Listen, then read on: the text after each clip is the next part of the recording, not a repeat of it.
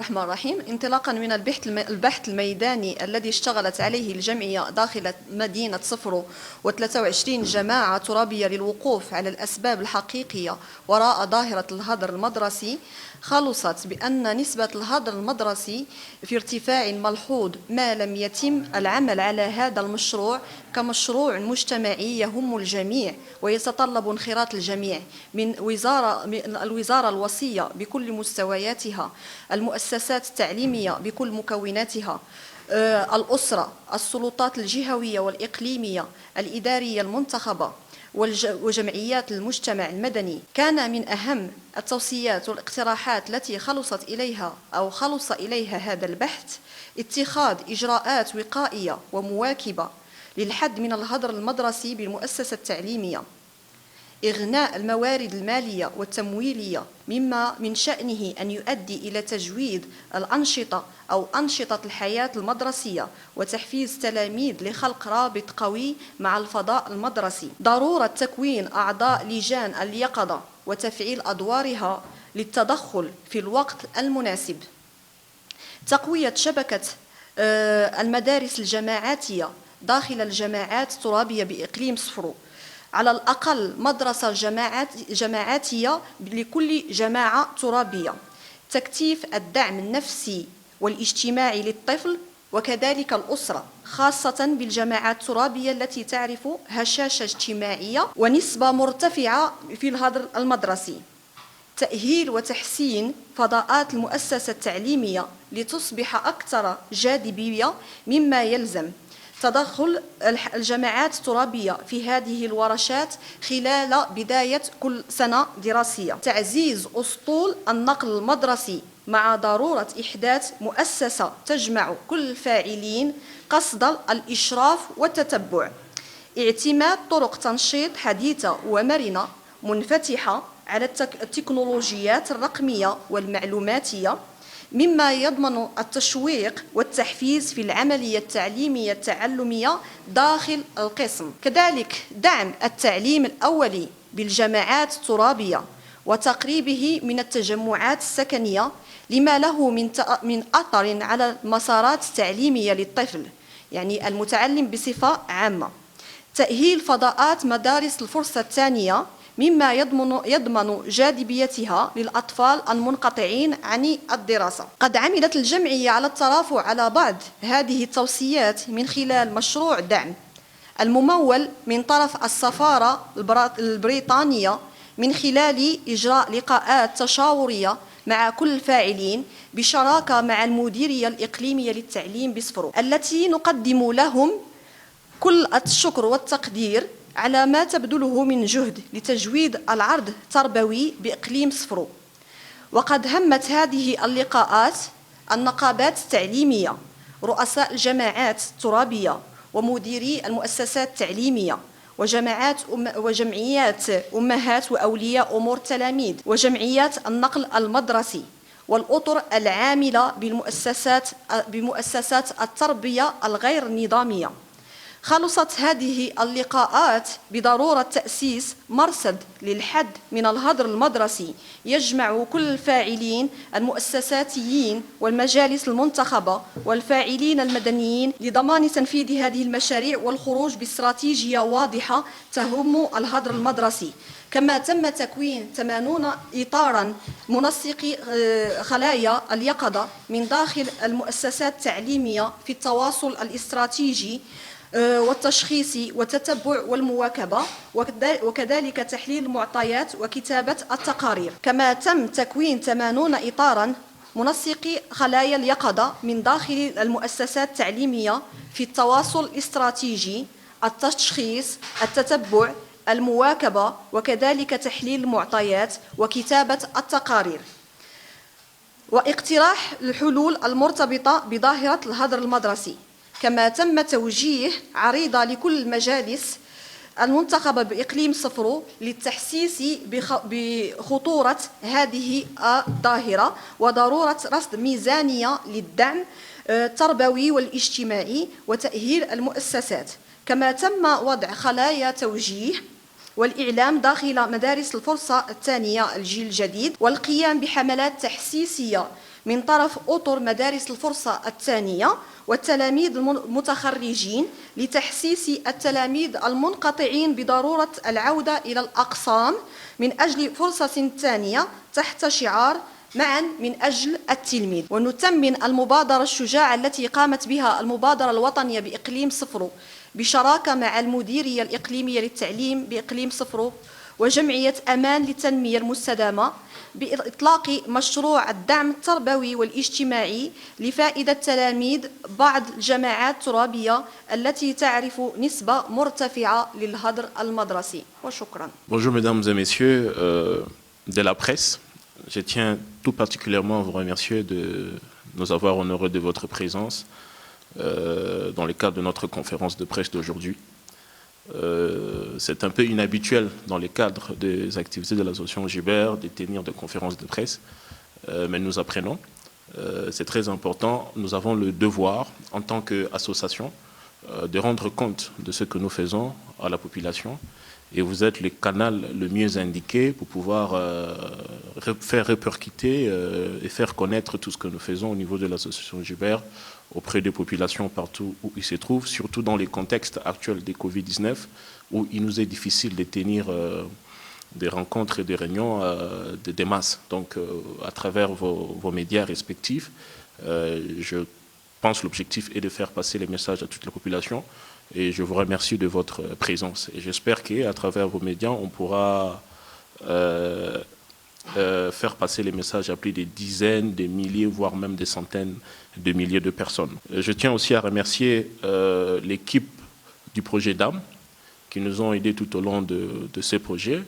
Et je tiens aussi à remercier les bailleurs de fonds, le gouvernement du Royaume-Uni à travers l'ambassade de l'Angleterre au Maroc. Comme vous savez, nous vous avons invité dans cette conférence de presse pour vous faire le compte-rendu, pour présenter les résultats de deux projets que nous avons menés en parallèle. L'un, c'est sur la recherche, un projet sur la recherche dans les contextes de Covid-19, dont les résultats sont déjà disponibles et nous allons vous les partager. L'autre sur le plaidoyer. Je pense que la vice-présidente de l'association NISA vous a brossé en arabe les différents résultats, les différents points importants du projet sur le plaidoyer. Et je vais peut-être en dire quelques mots rapidement. Ce projet de plaidoyer, il faut savoir qu'il fait suite à un projet de recherche qui date de 2018-2019. C'est suite à ces projets de recherche intitulés les causes de l'abandon scolaire dans le milieu rural. Ce sont les résultats de ce projet de recherche qui était assorti d'un certain nombre de recommandations qui nous ont permis de mettre en place, de déployer par la suite le projet de plaidoyer. Alors, en ce qui concerne le projet de plaidoyer s'attaque à la question du décrochage scolaire, de l'abandon scolaire. Comme vous le savez, notre pays est menacé par ces fléaux. C'est un problème qui préoccupe toute la nation. Rien qu'en termes de chiffres, en 2018, c'est plus de 432 000 enfants qui ont quitté le système éducatif, qui sont sortis des radars de la société, dont on ne connaît plus qu'est-ce qu'ils sont devenus. Pour l'année 2020, les chiffres donnés par le ministère de l'Enseignement évoquent 304 450 enfants qui ont quitté l'école. Donc, c'est un problème que nous avons voulu nous attaquer en mettant en place ce projet de plaidoyer qui repose sur une approche à la fois participative, mais suivant une démarche territorialisée pour chercher de trouver des solutions au niveau local. Nous avons bénéficié dans le cadre de la mise en œuvre de ces projets de plaidoyer du soutien et de la participation de tous les acteurs au niveau de la province et nous tenons à les remercier. En commençant d'abord par le ministère de l'Éducation nationale à travers la délégation, Madame la directrice, qui a été d'un apport inconditionnel et qui a adopté ce projet qui était devenu comme l'un de ces projets. Donc, ce que nous avons eu à faire en termes de projet de plaidoyer rapidement, nous avons organisé plusieurs rencontres bilatérales plus ou moins 8 rencontres bilatérales avec chaque acteur pour essayer de lui expliquer le bien fondé de ce projet de plaidoyer et chercher par la même occasion d'avoir son adhésion et d'avoir sa participation dans le cadre des activités déployées dans la mise en œuvre du projet de plaidoyer. Deuxièmement, nous avons organisé ce qu'on appelle des ateliers de concertation. Plus ou moins 5 ateliers de concertation ont été organisés avec les acteurs pour essayer de discuter en interne sur différents thèmes concernant l'abandon scolaire et voir dans la perspective, dans le cadre de notre province, la perspective de pouvoir éradiquer ces phénomènes. Nous avons organisé des dialogues multi-acteurs, plus ou moins 4 dialogues multi-acteurs qui a réuni l'ensemble des acteurs venant de backgrounds différents, des secteurs différents, qui ont appris à dialoguer, à parler entre eux pour trouver des solutions qui sont consensuelles et communes pour essayer d'éradiquer les phénomènes de l'abandon scolaire dans notre province. Ces projets, il faut savoir, cherchent à agir sur plusieurs points. Lutter contre l'absentéisme scolaire, parce que c'est l'absentéisme scolaire exagéré qui amène au décrochage. Donc, nous travaillons sur la prévention de l'échec scolaire, dans ce sens. Et les projets envisagent aussi de renforcer ce qu'on appelle l'orientation et le conseil. Nous avons constaté que si beaucoup des enfants quittent le système éducatif, c'est parce qu'ils n'ont pas de perspective de ce qu'ils vont devenir après. Ils ne voient pas à quoi l'éducation qu'ils reçoivent va leur permettre d'atteindre... Qu'est-ce que cette éducation va les apporter dans l'avenir? Donc, il est important d'emphasize, il est important de mettre le point sur la compréhension de l'enfant des enjeux de l'éducation. À quoi cette éducation le prépare? Travailler sur la lutte contre le décrochage scolaire, et puis travailler sur les raccrochages scolaires. Nous travaillons donc, c'est une approche holistique et globale. Faire de la prévention, lutter contre l'absentéisme, lutter contre le décrochage scolaire, mais pour des enfants qui ont déjà quitté le système éducatif, nous avons proposé dans le cadre de notre projet de plaidoyer plusieurs outils qui permettront de pouvoir d'abord, identifier ces enfants, connaître qui ils sont, pour pouvoir leur proposer une solution adaptée, personnalisée par rapport à chaque enfant, ce qu'on appelle l'accompagnement personnalisé. Donc pour aller chercher ces enfants et les faire retourner à l'école. Grâce à l'expérience que l'association Joubert a déjà dans le cadre de la deuxième chance, parce qu'on parle de la deuxième chance, permettre à ces enfants de pouvoir revenir sur le système éducatif ou avoir une certaine formation professionnelle pour pouvoir s'insérer dans la société. On parle de la deuxième chance, mais moi je ne parle pas souvent de ce thème. Pour certains, c'est la deuxième chance, mais pour certains enfants, il s'agit de la première chance. Je vous donne un exemple factuel. J'ai enseigné pendant 2 mois dans une école de la deuxième chance. Et il y avait une fille de 16 ans qui, à chaque fois, je lui demandais de passer au tableau. Elle ne passait pas au tableau, elle n'intervenait pas au cours. Je me suis penché sur sa situation et j'ai découvert qu'elle ne savait ni écrire ni lire et qu'il s'agissait d'une première expérience pour elle. C'était la première fois qu'elle mettait les pieds dans une école. Donc c'est pour vous dire que ce que nous appelons ici au Maroc, à juste titre, deuxième chance, pour certains enfants, il s'agit de leur première chance. En termes de résultats préliminaires que nous avons pu engager dans le cadre de notre projet de plaidoyer, je suis encore sur le projet de plaidoyer, nous avons pu faire signer ce qu'on appelle des chartes d'engagement. Parce que quand vous faites venir des gens pour construire un dispositif des réussites scolaires dans le milieu rural, dans la province de Sofo, nous nous sommes assurés que ces gens soient des personnes engagées, qu'ils puissent engager leurs institutions, qu'ils puissent être engagés à pouvoir continuer à travailler avec nous dans le cadre de ce projet de plaidoyer. Donc nous avons pu faire signer des chartes d'engagement. Il y a eu aussi la création d'un comité provincial de la réussite scolaire. Donc c'est au sein de ces comités que nous avons eu à travailler sur la mise en place de différents outils permettant de pouvoir lutter contre l'abandon scolaire. Il y a eu la rédaction de pétitions et de mémorandums suivi de la signature de pétitions et les dépôts de pétitions et de mémorandums acquis de droit pour faire un plaidoyer sur les moyens qui doivent être injectés dans la lutte contre l'abandon scolaire, notamment à savoir un soutien scolaire, un soutien logistique, un soutien sanitaire, un soutien pédagogique, parce que dans le projet de recherche que nous avons organisé en 2018, les causes sont claires. Ce sont parmi les causes qui poussent les enfants à pouvoir quitter les systèmes éducatifs, parce que le système n'est pas attractif. Donc il faut renforcer les systèmes pédagogiques, il faut renforcer les milieux, parce qu'un enfant ne peut pas être heureux dans un milieu malheureux. Donc il faut améliorer les cadres dans lesquels nos enfants étudient, surtout dans les milieux ruraux.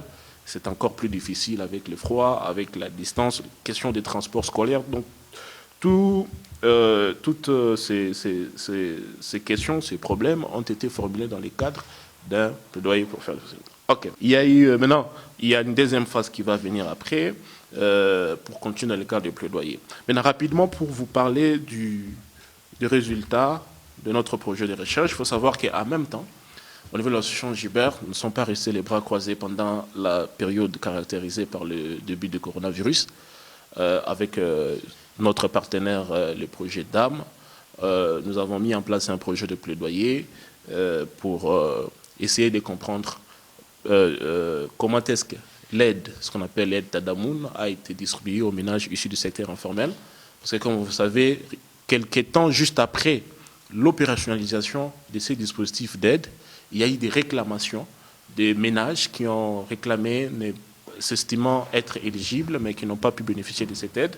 Donc, on a voulu un peu enquêter, faire une étude pour comprendre comment cette opération a été gérée, quels sont les facteurs d'exclusion et d'inclusion, est-ce que cette aide octroyée aux ménages était suffisante ou insuffisante, comment les ménages ont utilisé cette aide, quelles sont les recommandations en termes dans la perspective plutôt de pouvoir améliorer ce dispositif. Très rapidement, pour ne pas vous encombrer avec les détails techniques et autres concernant la méthodologie et tout, les restes, les questions, la problématique, les hypothèses, les échantillons. Mais pour savoir, en termes d'échantillons, nous avons interviewé 600 personnes. 300 dans les milieux ruraux et 300 dans le milieu. Nous avons organisé 2 focus group avec des acteurs, des personnes qui ont été directement impliquées dans la distribution de cette aide. Et en termes de résultats, qu'est-ce que nous avons trouvé à l'issue de notre projet de recherche? Nous avons constaté que, concernant la province de Sefou, sur le 100% de personnes que nous avons interviewées, 114 personnes ont bénéficié de l'aide, tandis que 186 personnes n'ont pas pu bénéficier de l'aide. C'est ce que nous appelons dans nos exclus et non exclus. Donc, il y a eu 114 inclus, donc de personnes qui ont fait leur application, qui ont pu bénéficier de l'aide, et 186 personnes qui ont fait leur demande, mais qui n'ont pas bénéficié de l'aide. En termes d'impact de Covid-19 sur le revenu des ménages issus du secteur informel, nous constatons que 46,7% de personnes sur les 100% disent que leur revenu est devenu nul à cause de mesures de confinement. 32,2% estiment quant à eux que leur revenu a baissé du fait de mesures de confinement. Et il y a 12,5% qui estiment que leur revenu n'a connu aucun changement. Nous nous sommes aussi penchés pour savoir quelle a été l'influence du confinement sur l'échantillon, la population interviewée.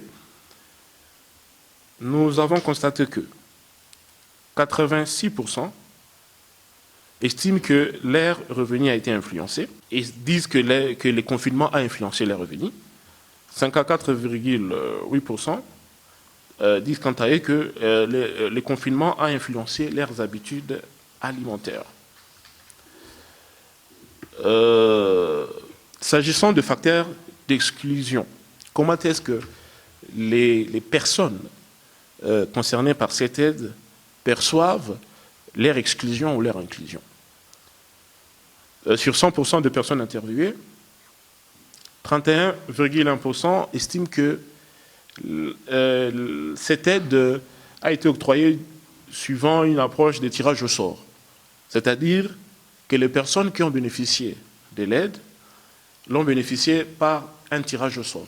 Donc il n'y avait aucune logique qui présidait à l'octroi ou non de l'aide. D'autres personnes, 18,8% pensent que d'autres personnes non éligibles ont pris la place des personnes qui étaient éligibles. Donc, c'est-à-dire des personnes censées obtenir de l'aide. 14,8% pensent qu'il s'agit de problèmes techniques et 10% pensent qu'il s'agit de problèmes d'analphabétisme. S'agissant ça, il s'agissait des résultats que je viens de donner concernent les milieux urbains. Concernant le milieu rural, parlons de la ville de Fès, en termes de personnes qui ont été, plutôt de personnes qui ont été exclues, donc on a près de, c'est fou, près de 114. Maintenant, les recommandations, c'est ce qui est plus important, parce que ces résultats donnent lieu à des recommandations. Comment faire pour améliorer les systèmes? À l'issue de ce travail de recherche, nous proposons les recommandations suivantes. Adapter un système d'aide en tenant compte des caractéristiques socio-démographiques de la population rurale pour contribuer à faire tomber certaines barrières qui leur rendent difficile la jouissance de mêmes droits et l'accès aux services offerts par l'État, aide sociale ou aide des services publics.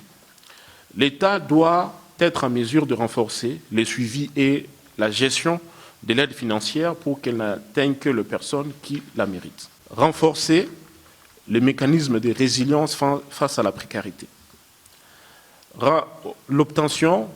Rendre obligatoire l'obtention de la carte RAMED. Mettre en place une couverture sociale qui concerne toutes les catégories pauvres et précaires. Prolonger la période de distribution de cette aide pour toute l'année jusqu'à la reprise effective des activités économiques et le retour à la vie normale.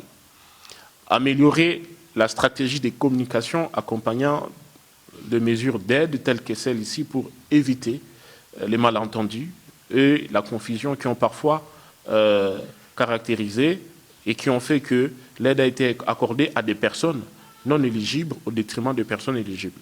Cette stratégie peut être améliorée en renforçant l'aspect pédagogique. Adapter les langages de communication pour tenir compte des réalités socio-culturelles.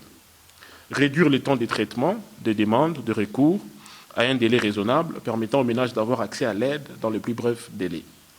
Mettre en place un programme de formation et d'accompagnement au profit des travailleurs du secteur informel pour les accompagner dans la formalisation de leur activité économique.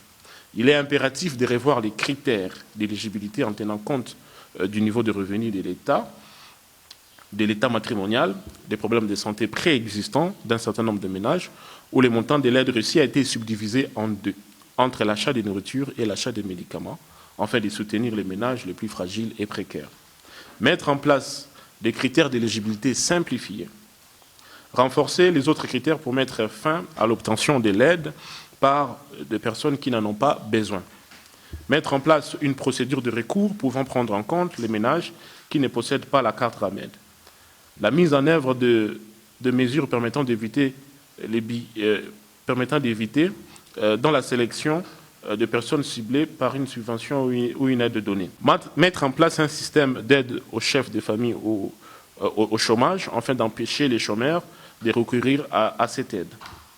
Augmenter le montant de cette aide forfaitaire à un montant acceptable suffisant. Débloquer les banques et le comptoir et réduire les temps d'attente pour recevoir de l'aide en trouvant des moyens innovants de distribuer l'aide. Rapprocher les centres de paiement des lieux de résidence de la population rurale par le biais des associations. Associer au-delà des banques et des agences de crédit, associer les associations. Mettre en place des comités locaux de traitement des demandes. Ces comités doivent avoir au moins un nombre représentant les associations locales pour avoir plus d'inclusivité et bénéficier de la riche expérience des associations. Voilà donc, en grosso modo, les recommandations que nous avons les recommandations qui ont pu émerger au terme de notre projet de recherche. Nous vous remercions. Si vous avez des questions, nous pourrons revenir pour éclaircir de plus en plus. فضلاً ادعمونا بزر لايك واشتراك في القناة لكي يصلكم كل جديد. كل الحقوق محفوظة لدى قناة مجلة أصوات الغد.